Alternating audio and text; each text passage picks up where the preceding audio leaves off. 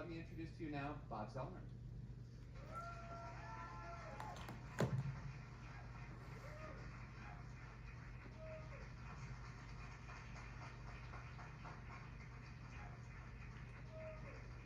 Good evening. I'm glad to be here in New York tonight. My daughter was here earlier. She's a New York psychoanalyst. And you just about have to be one to be an analyst in New York. But I also have a daughter named Katie, so be easy on us. I'm Bob Zellner. I'm actually from LA, Lower Alabama. I grew up in South Alabama. My father was a Methodist minister. He was also a member of the Ku Klux Klan. My grandfather was a member of the Klan, and most of my aunts and uncles. The aunts were, of course, in the auxiliary Klan. I was named after Bob Jones, who has a Bob Jones University. He also conducted the wedding ceremony for my mother and father. So I come from a very fundamentalist, even terroristic background. And so to be known as a New Yorker is unusual. And it's also unusual that someone with my background would have wound up in the Civil Rights Movement. But I went to Huntington College in Montgomery, Alabama in 1957. And if you'll remember what's happening in the South at that time, I wound up as my senior year meeting Martin Luther King and Rosa Parks.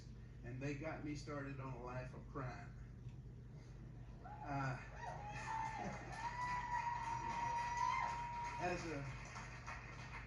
As a result of their influence, when I graduated college in 1961, I joined the Student Nonviolent Coordinating Committee, SNCC. Some of you older people might remember that.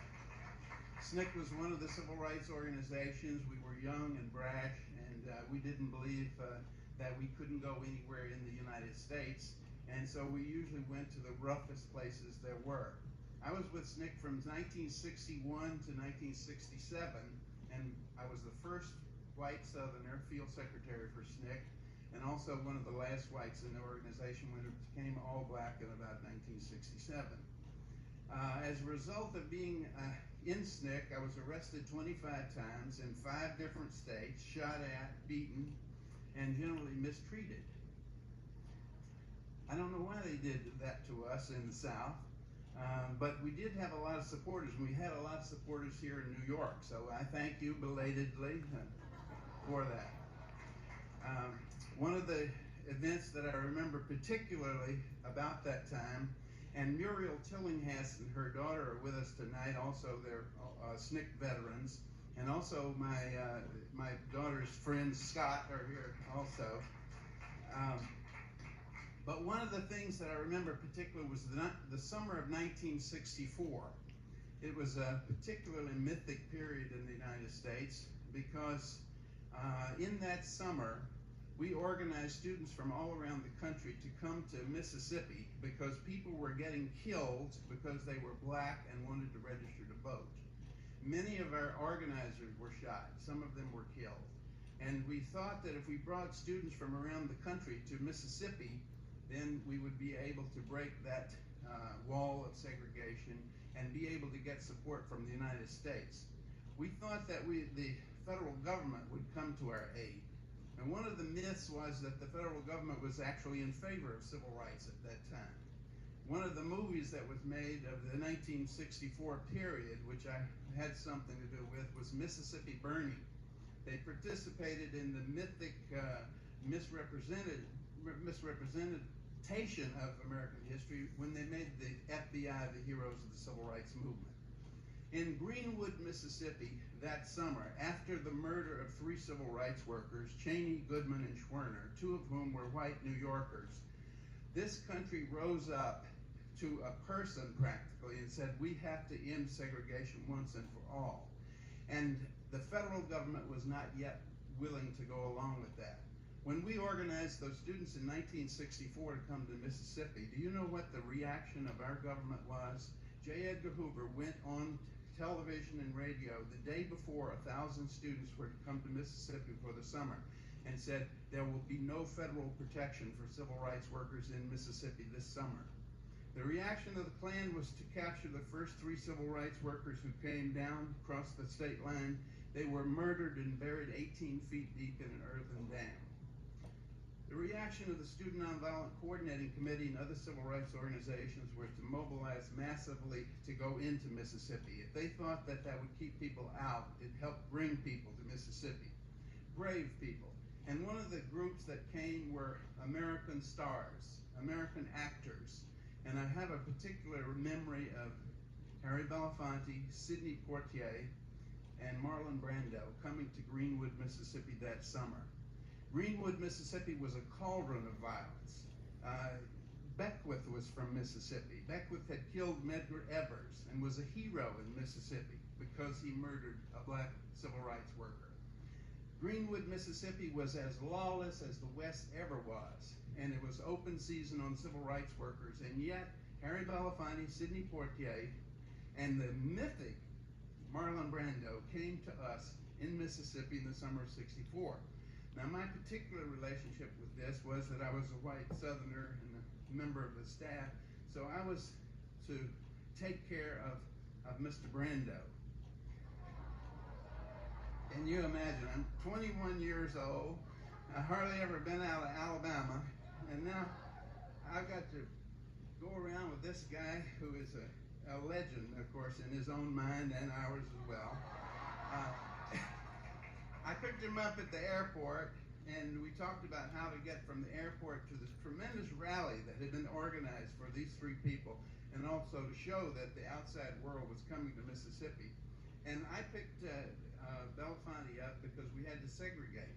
We couldn't have black people and white people in the same car because we'd get shot at more often that way.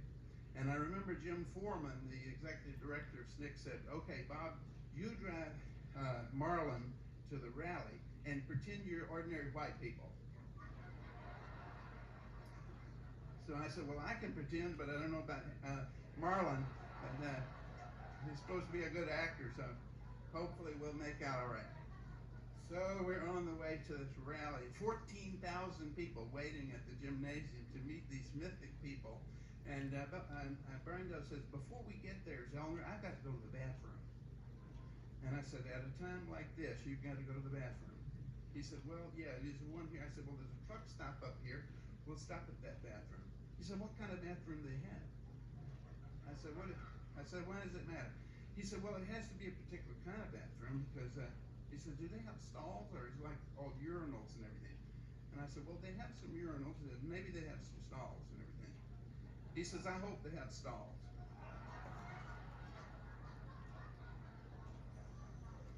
So I said to myself, I don't care if it is Marlon Brando, I'm going to find out about this. So I said, "Why is that, Marlon?" I'm driving along. He said, "Well," he said, "it's terrible." He says, "I'm standing there like a normal person doing my business and everything. Somebody's right next to me and all of a sudden they say, 'You're Marlon Brando.'"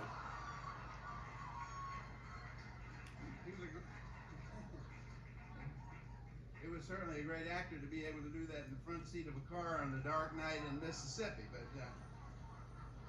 I think he was putting me at ease. But anyway, I remember thinking, boy, I'm here with Marlon Brando, now we're going to go to this huge rally. We swept into the rally, and all the people there, 14,000 people inside and out, they just went crazy. Here's Harry Belafonte, good friend of our Secretary of State Powell, and Marlon Brando. And so the chairman of our group stands up and he says, "We have a man tonight who's one of the greatest singers in America. We want to have a song from him right to start with." He said, "I give you Bob Zellner." And I said, "Do you mean Belafonte?" He said, "No." He said, "They've got to hear some freedom songs. You know, we got to get this thing warmed up." So I happened to have been raised in the South, and I, knew all the freedom songs, all the church songs and everything. So we sang some songs, and that place rocked. I'm telling you, that place. And here was Belafonte and them back there, and they said, "Well, they've never seen anything like this." But it meant a tremendous amount in that summer of '64, because just prior to them coming, Silas McGee, who was the project director of the Greenwood SNCC office, had been shot in the side of the head with a .38 caliber slug. I caught him as he fell with the slug in the side of his head. Many other people were brutalized because they wanted to go and register to vote. I remember one time 1,000 people were standing at the courthouse in Greenwood, Mississippi. And here's what the white people did. They pulled up in a big pickup truck and they got out with the monkey.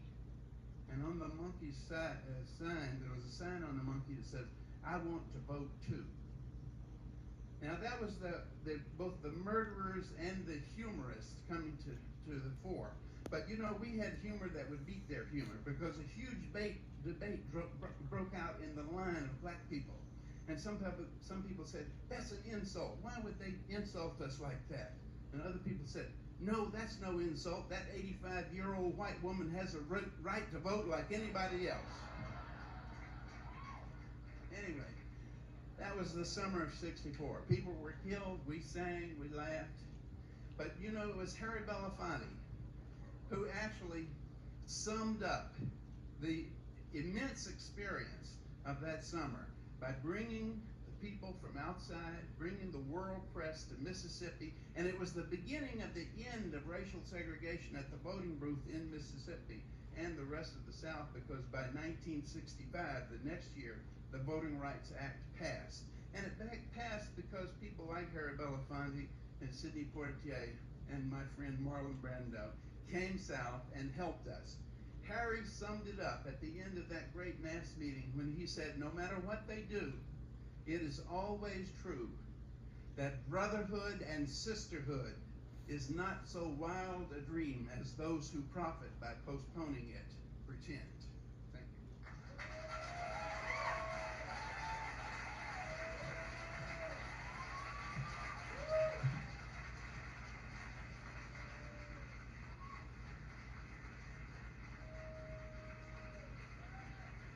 Bob Zellner.